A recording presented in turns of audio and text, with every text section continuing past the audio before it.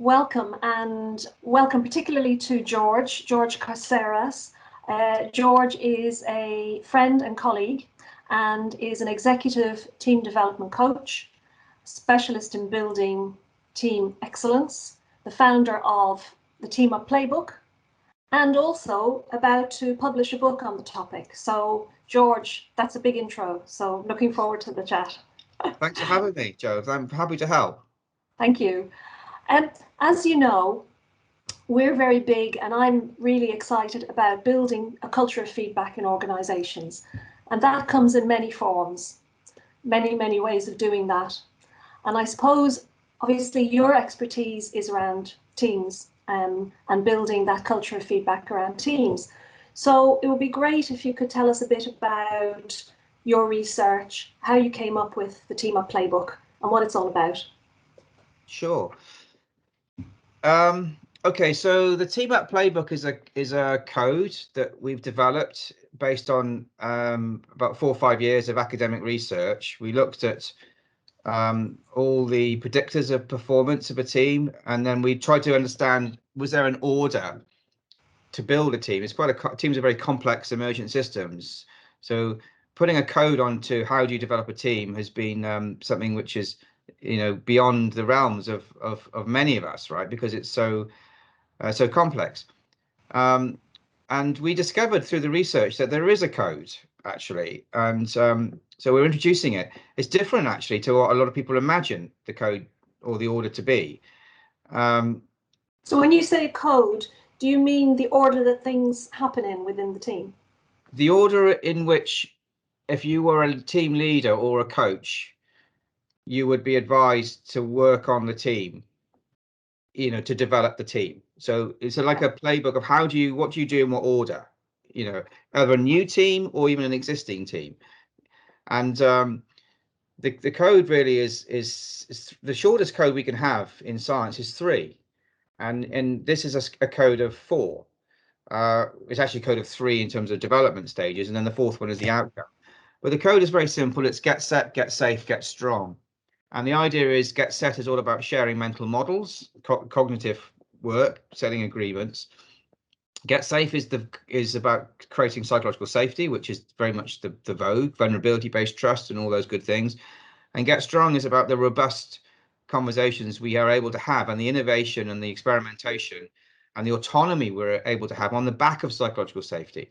So the code and within the code, there's also subcodes. So we have 9 skill sets, and we have done our own research on the back of the academic research, and we've tested 172 team members in about 24 different teams, and we've done regression analysis, and we have a very strong, extremely highly significant predictive ability that if a team is strong in, well, first of all, getting set predicts get safe predicts get strong, and get strong predicts get success. That's the first thing.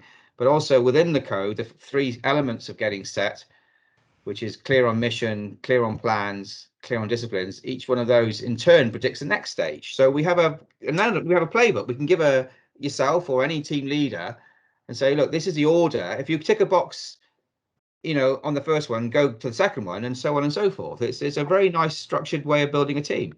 Mm-hmm. And where does that assessment come from? It comes from the team members themselves.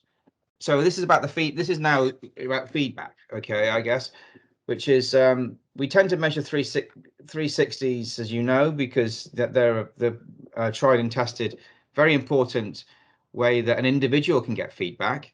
But teams, we don't really have a valid, not that there aren't that many very credible assessments that measure team performance, and they tend to be either very academic or they tend to be a bit lightweight. So what we have is a set of 36 questions, 9 questions per each element of the code, and it's like an MOT for a team, right? So a team would complete it themselves. You get an average score, and then depending on the average score, we go, okay, you need to work on how clear the goals are. You need to work out how clear the role responsibilities are. We need to work on how well you're listening. You need to work on how well you are experimenting, etc., etc. So we have a self-assessment that we use. Yeah. And so all of the team are involved in giving feedback on the team. Yeah. And then that goes into a report and that's shared. So again, that's another element of feedback. Presumably you help the team then to share Yeah. that feedback. Yeah. So that, I guess if you want to do 3 levels of feedback here, there are 3 levels of feedback going on within the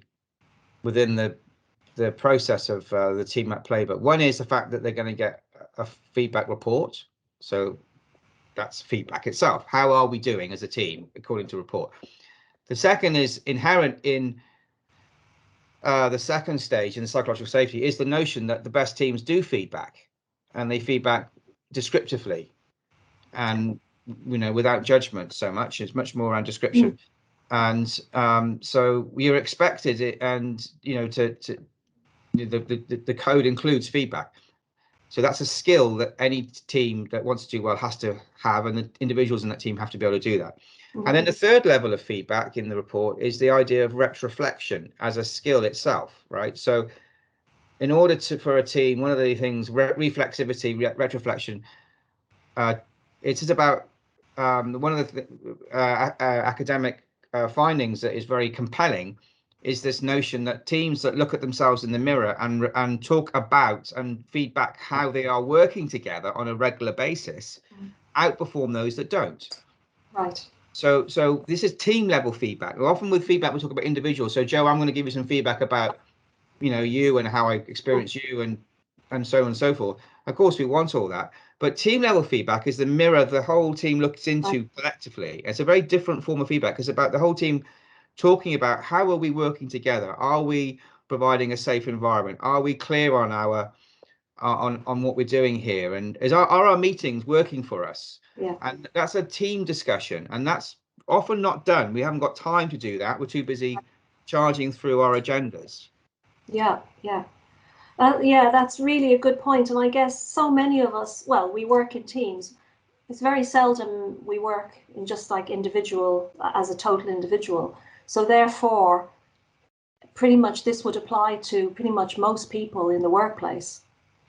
I think the times are changing now, and it's time, in my view, to shift the dial much more away from individualism to collectivism and much more towards the team. We live in a world now which is dominated by digitalization, by cross-functional working, by lots of different teams. Most organizations I work with want the same cultural phenomena, which is high de-siloing and working for the greater good and more collaborative working. And so that means essentially we have to be great team members, and leaders have to lead great teams.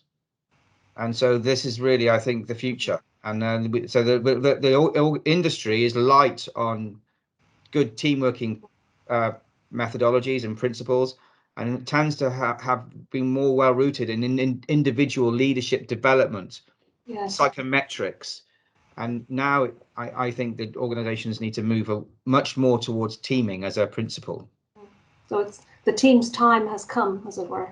Yes, it's essential. And if you look at all the what's happening in our workplaces, collaboration and virtual working, and the need to innovate, the need to move fast and adapt. We don't adapt or innovate individually, we adapt in teams, and we have to work much more collaboratively. So teaming is such an important skill. And that really, that covers what I was going to say. I mean, you've covered that already, which was why is it so important? And, you've made a great case for why it is so important now.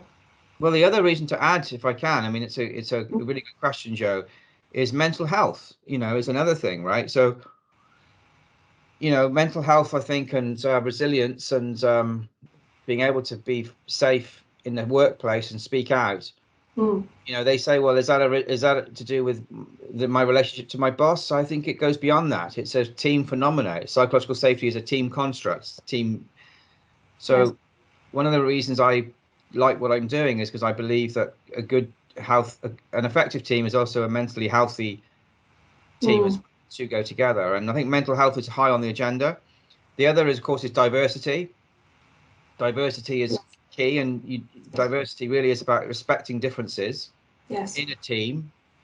And you know, we also have I think we have extra regulation and compliance now as well, so that requires us to operate you know, collaboratively with different teams, that we have to tick boxes, and we have to be able to um, um, hold each other to account, and you know, we have to be able to be honest and brave enough to whistle blow, you know. And so these are all constructs which are supported by organizations that understand how teaming works.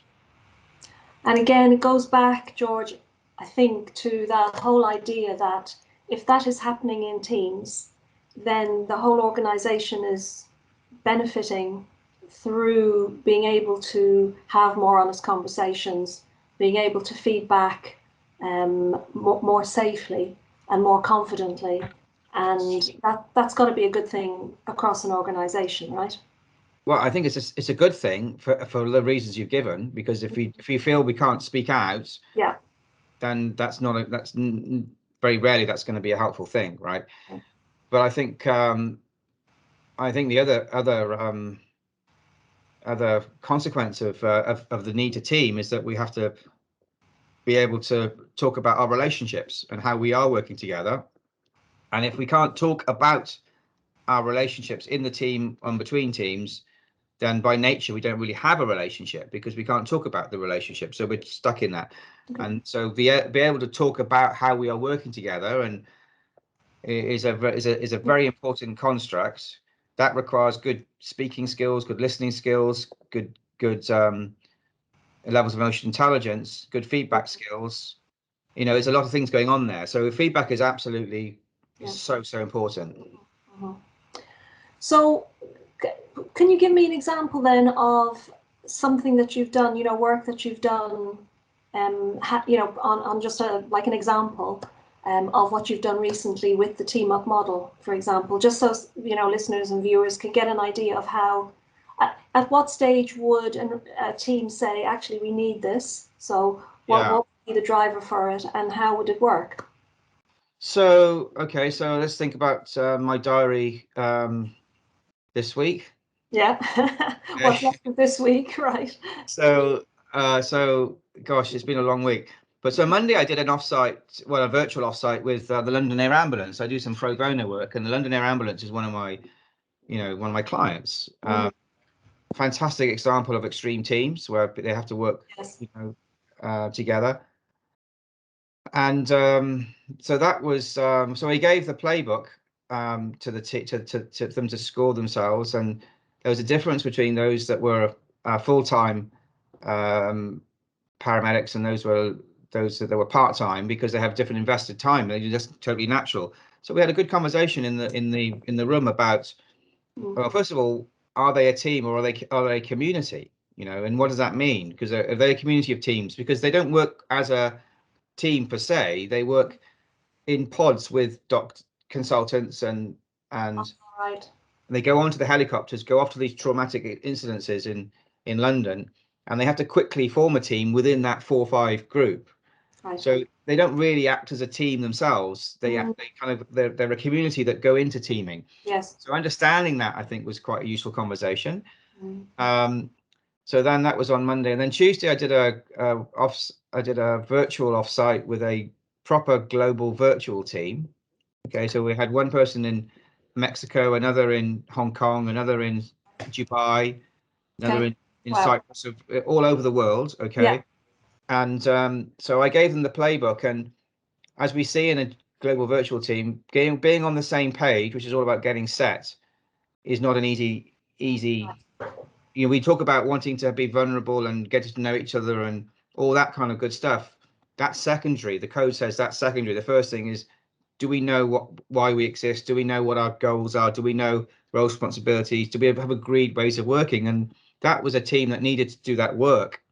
We spent all day in that space, even though the client said to me, you know, we're virtual, we'd like to you know, get to know each other. And I said, okay, well, you can do that, but if you want to be a more effective team, I wouldn't start there. I'd start in building cognitive based trust And then from that position, when you get that level of understanding, then and only then do we start to work with who we are, because the evidence suggests that that is supported by being set. Yeah. That makes Yeah. sense. Yeah, get that. And you get momentum, and you get this thing called cognitive-based trust, which is you create this thing called swift trust, which is where we start to trust each other quite quickly, and we assume that we're good and we're expert, just like the extreme team and the paramedic team. So that was my Tuesday. Okay, so that was another example. And then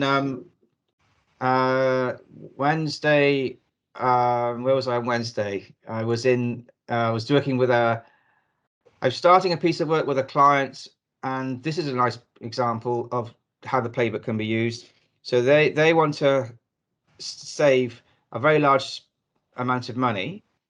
Okay, as an organization, they're a retailer, and they've never managed to work cross-functionally particularly well. So in order to save money and reinvest into digital, become a digital native organization, they have to really work cross-functionally. So they're investing in their leadership development, but they've decided quite, I think, extremely intelligently, in my view, to look differently about the leadership development and to think about how they develop themselves in cross-functional teams to enable them to find the cost, but to develop, by doing that, something amazing, which is to crack this siloed mentality at their top 35 leaders, so they really do become a community of, and to work cross-functionally and to create a. And so I've started that piece of work with them, and so yeah, so those are three different examples. Yeah, it's amazing. They're quite different, but all critical, really. Particularly Yeah. the leadership one. I think leadership development there's great work, leadership development goes on. But thinking about leaders in terms of actually being a team across the organization is probably less common. We tend to think of leaders as individuals. Well, that's Teams, the nub of it, Joe. That's the nub of it. And you think about, why does a leader exist? Okay, and you say to especially the most senior leaders, you say, you realize you're only as effective as the team that you lead. You can say that to anybody, right? And they don't. That's not understood as much as it needs to be, and therefore the leader exists in relation to the team, and the team will exist. They're part of the team, and and I think we spend a little bit too much. Leaders spend too much time, because they're so-called talent and they have egos and they're interested in themselves, quite rightly, right? They want to know about themselves and impact. But it's I mean, I've seen so many times, I look at a 360 and I look, okay, this leader is an excellent leader. And then I then do a team diagnostic, and the team diagnostic using the playbook is quite different to the 360. So I think the 360 is very important, but to be accompanied by a team, you get a much more fuller picture of the impact of leadership, not just the skills of a leader. Yeah, yeah. That sounds brilliant. It's a great piece of work you've done there. So going back to the culture, building the culture of feedback then, what are your thoughts around that? Where would you start? So you've given us three really great examples. So how do you get started, when you're starting to look at a team and thinking, okay, now we need to talk about the team, we need to get the team all heading in the same direction, I'm a team leader. What do you do? So I start off with the science. I say, look, this is a journey. We have to sign up to a journey of development as a team. Okay, and this is what the science. We're a big believer in data and science. Say, look, the science tells us that if you have the same mental models and you're on the same page, that helps you build psychological safety. And if you build psychological safety, that helps you innovate, experiment, and be autonomous. And if you innovate, experiment, and autonomous, that helps you create great results. Okay, that's the journey that we're on. Okay, let's see where we are. And if the team is flying through, we're all on the same page, we all agree, okay, happy days, right? Let's not we don't need to do anything in that space. Let's go to psychological safety. And so I'm a big believer in data and diagnostics to inform the way. Traditionally, what we start with a team is to make sure they have a clear sense of purpose. That's Simon Sinek has written very nicely about that. But before him, many others have also talked about purpose as being a key driver. We have to have some ground rules as to how we're gonna operate.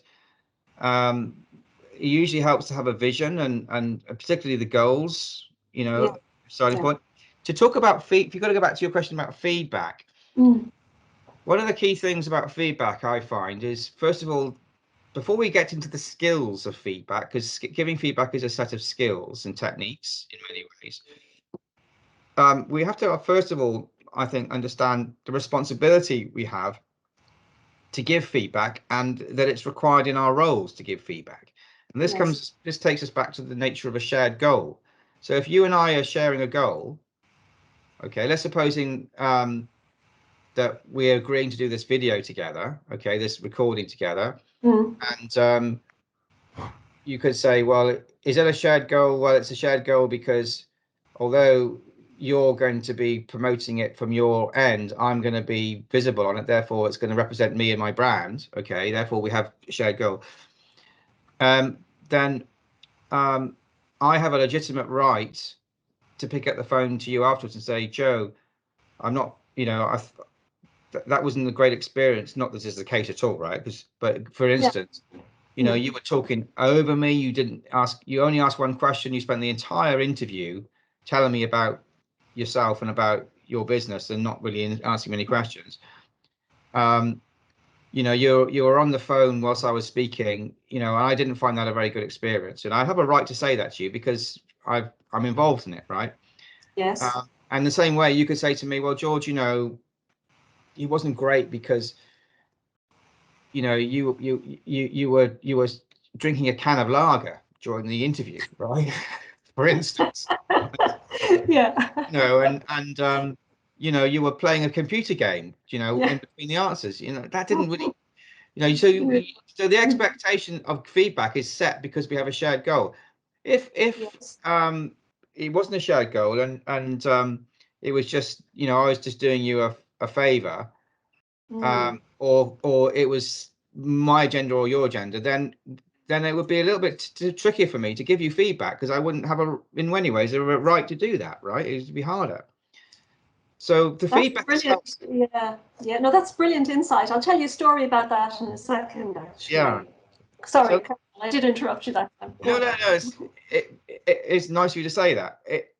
We have to have, I think, an implicit and explicit sort of understanding of that feedback is necessary because we have a responsibility to each other because we share a goal. And the team, once we do that, then we can create that environment where actually we can go beyond nice feedback to more challenging feedback. And so that's why the code works, because getting set is about understanding our goals and our role responsibilities. Yeah. First, then getting safe is about how do I give you feedback in a non-aggressive, you know, personal way, and how do you receive that in a way which allows me then to feel that you're not being defensive or you're attacking back or something, right? So you know, and then so that's sort of creating the safety to do that is necessary. And how we create safety is by vulnerability and talking about things we're not so good at, asking for help, showing good empathy, and having a learning conversation allows us, if we can do that, to have those type of conversations. So the code builds that in through. Get set, get safe, get strong with the robust feedback. So I hope that answers your question. I like giving very long answers, by the way. I'm sorry, but no, that's great. No, that's great. Long answers are great, particularly, you know, first of all, every time, you know, you do give your answer, it builds up on my knowledge and my sort of what I know already about TeamUp. But also your point about having a common goal is so important because so often we, you know, when we're working with clients or clients are working together and somebody wants to give someone feedback. And I've had this happen myself. In fact, this happened personally to me. I had a friend who decided she was going to give me feedback on something that was a bugbear for her, clearly. But there wasn't an agreed goal. And I wasn't very happy about that. And I always think, well, hang on a second.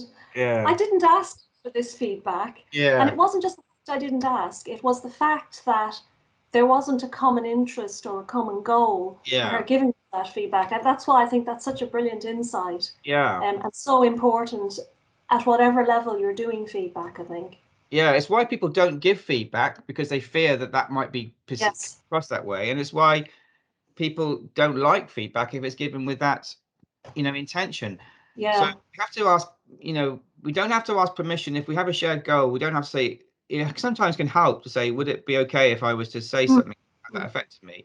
And being gentle with our requests is a nice way of doing it, and not using feedback. Because if I say to you now, I'll come give you some feedback, Joe. If you said that to me, George, I'm going to give you some feedback, I'll be thinking, oh God, oh my goodness, what am I going to hear here? It's like, I'm going to give you some I'm feedback. going to feedback you. Yeah. Oh, it's like I'm going to throw a Yeah. spear or something. So I think we just got to be careful about, I'm going to get this. Let's have some, going to give you some feedback. It's much more Yeah. around, look, in fact, I wouldn't ever start the conversation with, can I give Yeah. you some feedback? Can I give you feedback? It'd be like, look, this is something I want to say to you. It's important to me, and avoid any of that labeling. It's probably a good thing, right? Yeah. Yeah. Indeed. No, that's great.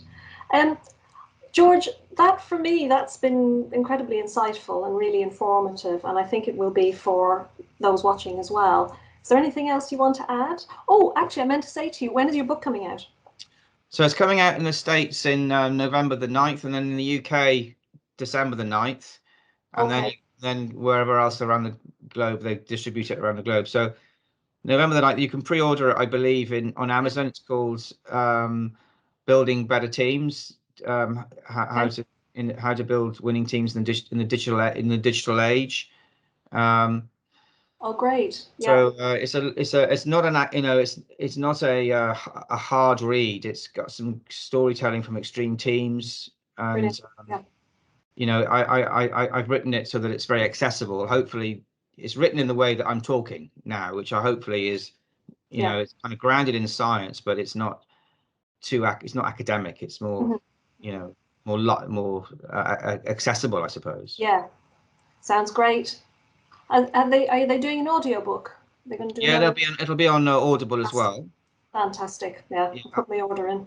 yeah, and so yeah, and then it's one of three. I've got a three-book All right. contract, which sounds very glamorous, but Yeah. actually, having written the first one, I'm thinking, my goodness, that's another two I've got to write. So it's quite a lot of work. Yeah, that sounds like a lot of work, but I've that sounds enjoyed it. great. I Yeah. like I said to you at the start of this interview, or before we went on air, Mm. I quite like, expressing myself, spouting off was the word I used to you, right? Just I Yeah. quite like expressing myself. So writing a book is quite healing, quite therapeutic for me in many ways, right? It's quite good for me to do that. So it also might explain why I've got grey hair or lack of it, and bags under my eyes. So it's quite tiring as well. But Yeah, quite a challenge. Quite a yeah, challenge. That's great. George, thanks so much for your time. my Really pleasure. appreciate it. Thank Thanks for you. inviting me, and thank you for interviewing me. Very very nicely. If I can give you some feedback, it was wonderful. Nice smile, nice pauses, and gave me Oh, lots of time, and so I felt very comfortable in the interview. So thank you very much. oh, thank you, George. And again, appreciate all your time. And I'll let you get on. I know you've still got a busy bit of the day left, but thanks again. My pleasure.